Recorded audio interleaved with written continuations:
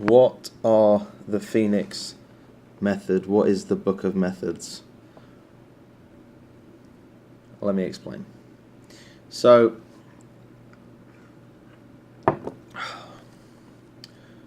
Westside Barbell, Ohio Powerlifting Club, they have a book called The Book of Methods. So that's sort of the joke there, is the Phoenix Mafia Book of Methods, or Phoenix Book of Methods. So that's sort of joke on that. And then trying to break down what the Phoenix methods are. What are my strategies? What are my thought process in programming for someone? So, yeah, right, where to start? So, okay, so firstly, no one will get the same program, for sure. Like, that's part of the methodology, is that there's sort of general things that I think will work, and then sort of breaking down the weak point and attacking the weak point aggressively. That's sort of a big key.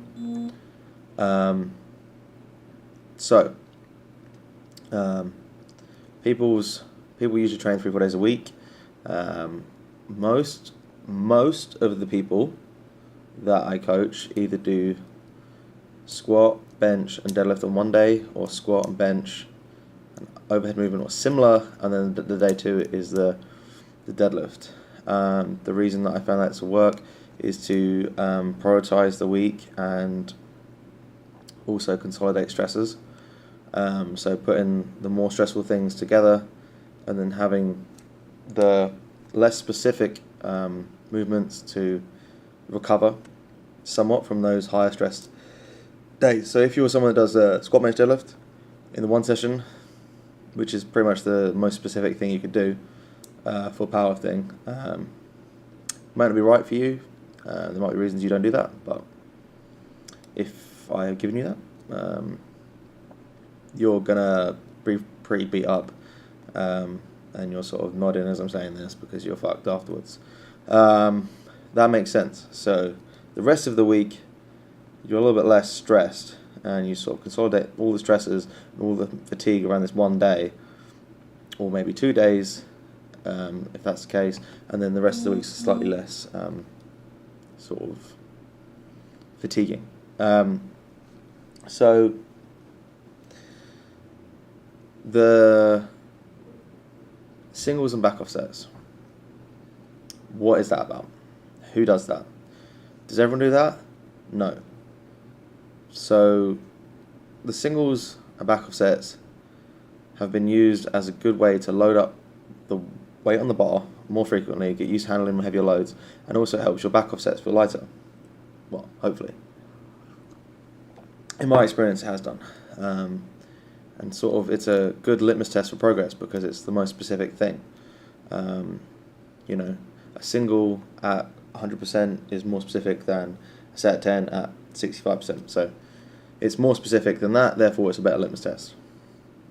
So when you do that single, it can be quite effective to really see how training's moving, and if your singles get better week to week, you know you're on a good path. However, not everyone does have singles. Some people have more of a sort of linear or block style programming, or DEP, where they'll be rotating different reps week to week, and they won't have that single, and that's fine. Sometimes the singles are put in for a certain type of lifter, maybe a certain personality, maybe someone that I know needs to load it up more frequently, whereas the person maybe isn't to be trusted, but I wouldn't want to give them that sort of free rein as much. They don't do that. So another thing that a lot of people that I coach do could be like back offsets after a single. They can come in different forms. One will be a hard set followed by subsequent drop sets, or another type will just be sets across at a sort of lower RP but more total sets. And that's just to get in basically technique work and total volume. The harder RPE set will be to really push and strive for a better estimated 1 rep max, and sort of more high intensity approach, because a single will be a good marker, but if you've got 5 reps at a 9, 4 reps, 3 reps, 2 reps at a 9, that can be another good indicator. So after those first couple of days of the week, where most likely it's going to focus more on the competition lift, again, if you're a certain level lifter, this is just broad strokes. The next port of call is going to be looking at your weak points. So generally, for squats, it's going to be your quads. Like, you can't really have quads that are too strong. It's pretty rare. So that's going to be quite important. Although it could be technical. Maybe you have a technical issue. Maybe we're going to work on a pause squat, a pin squat. Because that's going to enable you to improve your technique over time. It could be a tempo squat as well. Tempo could be quite good to control the descent, and maybe even the concentric phase of the movement, just to sort of dial in that form and the movement pattern of getting the right line. So that could be used. So after sort of those first 2 days of the more specific work, the consolidations of the stresses, after that's done, my next thought is, right, weak points, what are we looking at next? And we'll sort of tackle it in an approach of a main assistance exercise and then one or several supplemental exercises. So main exercises, assistance exercises could be a pause squat, a pin squat, a tempo squat. Supplemental to that, it could be a Bulgarian, maybe even a front squat. That could be an assistance exercise if you're any good at it, but it could also not be. Step ups, belt squat, leg press potentially, hack squat. Those are going to be more supplemental exercises, not main assistance exercises. So that's going to mainly focus on building up the quads, whereas some of the more assistance exercises are going to have a higher carryover and usually higher correlation to your main lifts. But that isn't to say that focusing on some of these supplemental exercises cannot help your assistance exercises, which can therefore help your main lifts. And that's sort of the approach for bench and deadlift as well, looking at the weak points. So if it's weak off the chest, it might be A, B, or C. If it's weak off for lockout, it could be, something else. So that's important in programming. And deadlift, the exact same idea. Weak at lockout, weak off the floor, bad technique. They're all going to require different exercises to ensure training the whip point correctly. Sometimes you can be quite inefficient in a movement, or so inefficient in a movement. That's a contradiction now. So sometimes you can be so efficient at, say, deadlifting, that you're never really smashing the fuck out of your hamstrings, or maybe even your upper back. Maybe you're just not really targeting that. But maybe you do a rack pull, or an RDL, or a stiff leg, and you get soreness like nothing else. Why? Because you're not really using your hamstrings that much in your deadlift, because your lower back is taking over, or you use your quads to blow it off the floor. So you're not really training the musculature. So some of these assistance exercises can really build the musculature as well, because you are not being so efficient. So that's something. And the assistance exercises can be more inefficient, because you're not training movement, you're training muscle. Again, that's more of a supplemental thing than maybe a main assistance exercise, but you're still training muscle more than movement. Right, what else? Rep schemes. So some people are good at high reps, some people are good at low reps. If people are really good at high reps, they'll probably get a lot more low reps. If people are good at low reps, they might get some higher reps. On competition movements, usually the reps don't go above 8. 8's sort of my cut-off point, usually. Most people get the average of 5 reps to start with. So 6s or 5s, usually to start. Depending on, again, your abilities, depending on what I believe I know about you. So that's sort of my next approach. And then how we taper the reps. It could be linear, i.e. 6, 5, 4, 3, 2, 1. go, or it could be 6-5-4, 6-5-4, or it could be a staggered approach, 6-5-4, 5-4-3, 4-3-2, depending on how long we've got until the meet. So there's plenty of different approaches, and again, the wave system or linear system depends again on what I think could be best for you. If you're someone that I believe you could load it up more frequently, the tight waves could be better, 2-week waves, because then you've got every 2 weeks an opportunity to beat a previous PB. If you're someone a little bit more advanced, you might need a 4-week wave or a 3-week wave. So then when you come back round to 5s or 6s or whatever it may be, you've had a bit of time there to try and beat that previous PB or just a previous sort of set of 6 or 5, and just sort of progressively overload the weight on the bar. So that's important. Again, reps on assistance exercises and supplemental exercises are going to be different probably to the main lifts. Main lifts, being powerlifters, comp squat, comp bench, comp deadlifts is how it's going to be written out.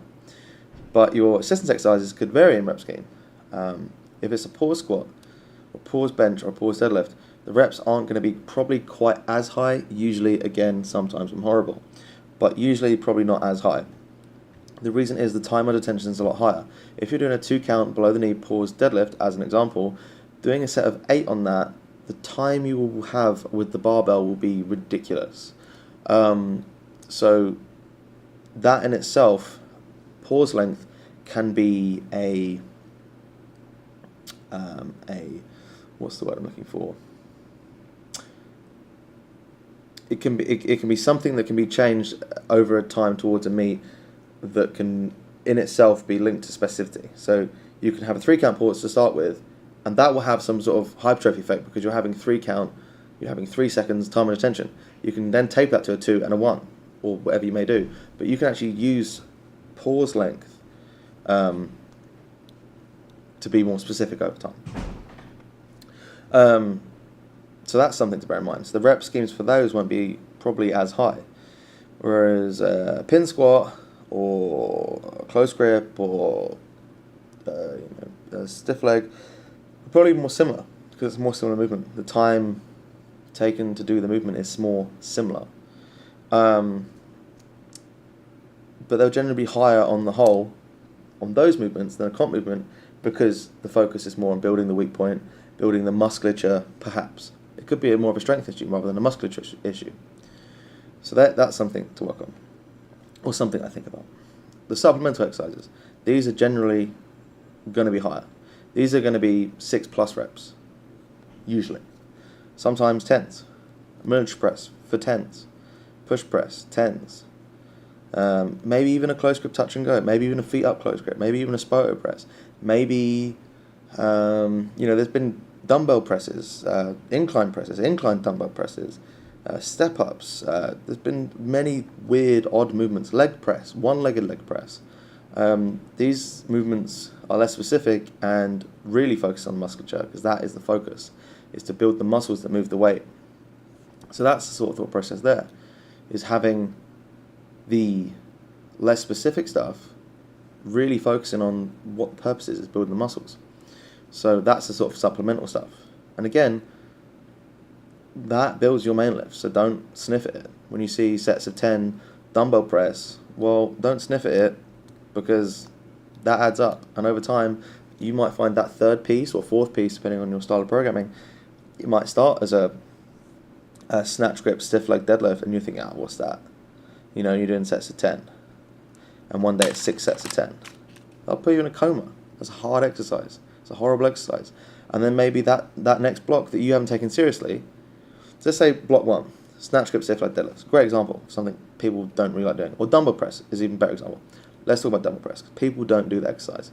Dumbbell press, they see it 6 sets of 10, 5 sets of 10, 4 sets of 10, whatever. They don't do it.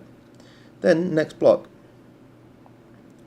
number 2, that exercise might change something slightly more specific to a flat back bench, or feet up bench, or close grip bench. And then suddenly, they're going to do that exercise. But now suddenly, the volume is increased in block 2, rather than maybe even decreased. Total work capacity, perhaps not volume, because volume is not created equal, because the dumbbells could be 10 kilo dumbbells aside, or 50 kilo dumbbells, or whatever they may be, right? But then the weight on the bar, probably if it's a barbell, it's probably more, so you can't really compare. But work capacity, you haven't done it in block A, now suddenly you're throwing in extra work in block B, and you're sore and you don't know why. So it is important to not overlook the supplemental exercises, because sometimes the supplemental work gets more specific over time as well, and that's sort of the idea, getting more specific over time towards the meet. What else is there? Main things to go over. Well, yeah, I mean, that's sort of something, is the assistance exercises being quite specific as well to the musculature. Again, if you have certain body composition goals, that can be important as well. And then, yeah, so then obviously as well, looking at the week and logistics. Logistics is very important as well. Logistics is not to be overlooked. Okay, so, great example. For my own training at the moment, I'm doing a safety squat bar, pin squat, followed by a safety squat bar, front squat.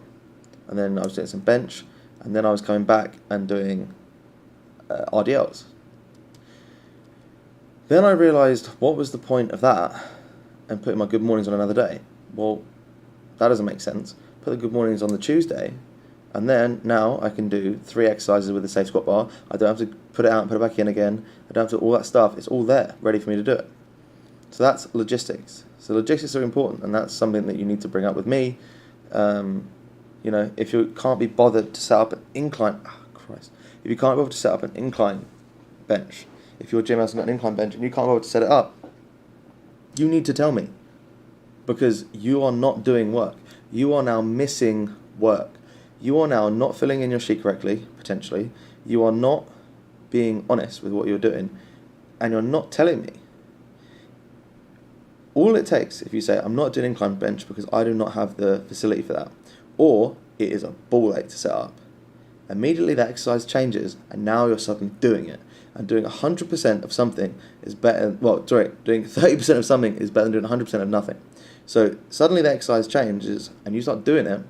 So instead of doing an incline press, you're doing feet up, 3 count eccentric press or something like that, or dumbbell press, because it's all there, and you want to do that, you don't want to do incline press. Well, that's more beneficial than me writing incline press every week and you not doing it. So you have to think logistics as well. So those are sort of a few main components. The singles and at an 8. Sometimes people will see them as singles at 7s, 7.5s, and maybe it will be tapered like that. Other times it will just be an 8. That's to load the weight on the bar.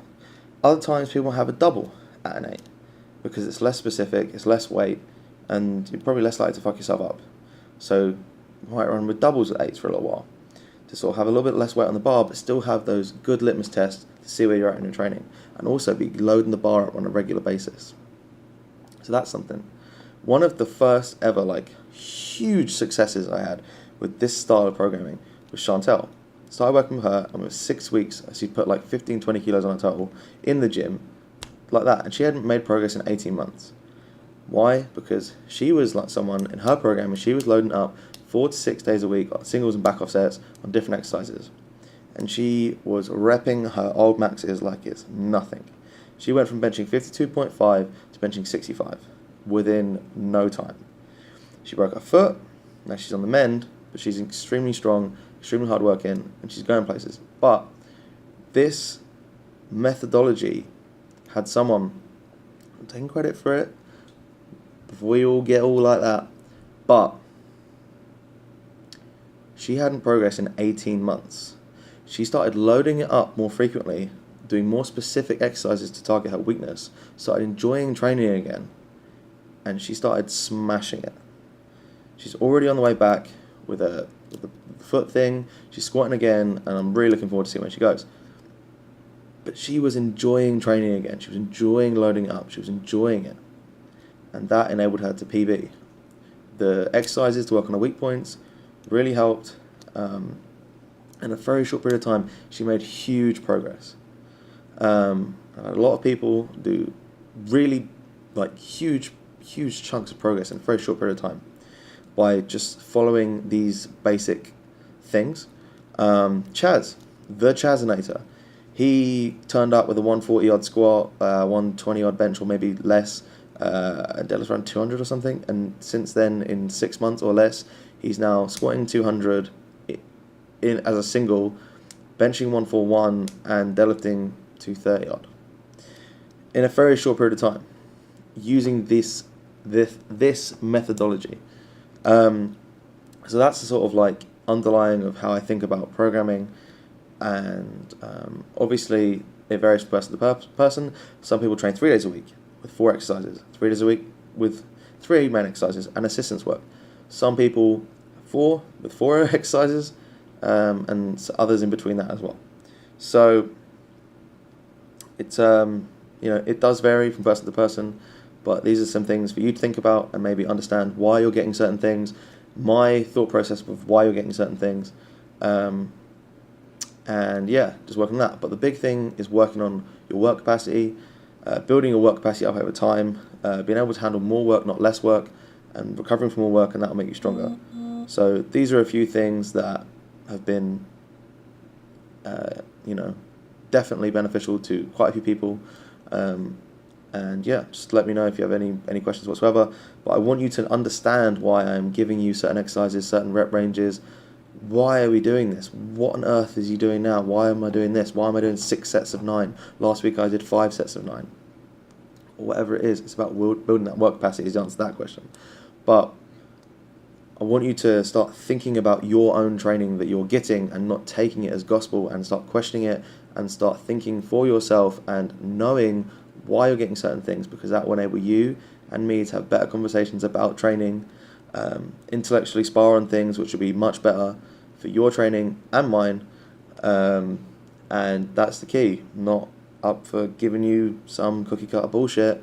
I want you to really think about why you're getting this thing. I love when people question me. I love people say, really? Should we really be doing 6s on RDL, mate? I mean, no one's ever said that. But, imagine they did.